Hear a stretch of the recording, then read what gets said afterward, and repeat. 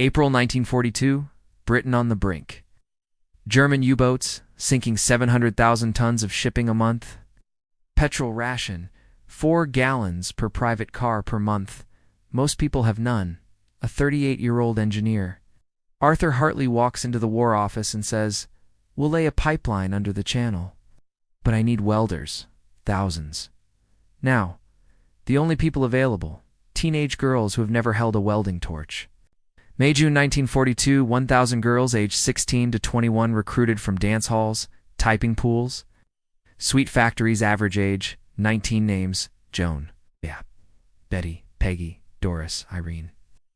Little Mary Ferrellivan sent to 2 secret sites, Tilbury Docks, London, and Clifton-on-Trent, Liverpool. Sworn to secrecy for life under the Official Secrets Act. First day, 90% burned their own arms. Day 2, they burned the steel instead, 1942 to 1944. Luftwaffe bombs the docks almost nightly. Girls weld, wearing tin helmets and gas masks. One night in 1943, a bomb lands 50 yards from Peggy's bench. She finishes her 6-foot weld before running to the shelter. They work 12-hour shifts, sleep on the floor, eat Spam sandwiches, daily target, 3 miles of perfect 3-inch pipe. They beat it every single day for 2.5 years inside the factory. 50 girls per line, passing red-hot pipe like a relay. One girl, 17-year-old Irene, loses 2 fingers in 1943. Comes back 3 weeks later with a custom leather glove and welds one-handed. They invent new welding techniques that are still used today. Hartley calls them the best welders in the world.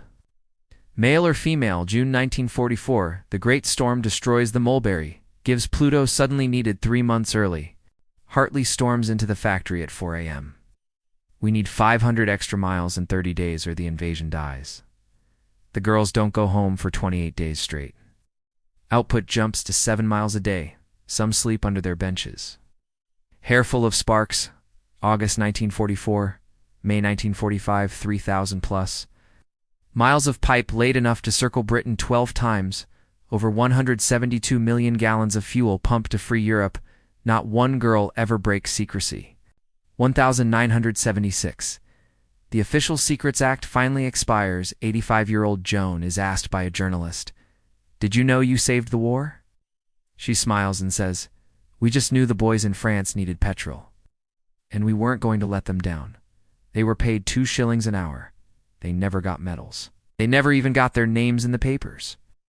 But every tank that rolled into Paris, every Spitfire that flew over Berlin, every ship that sailed on DAD plus 100 was drinking the fuel that passed through the perfect welds made by teenage girls with burnt hands and unbreakable hearts.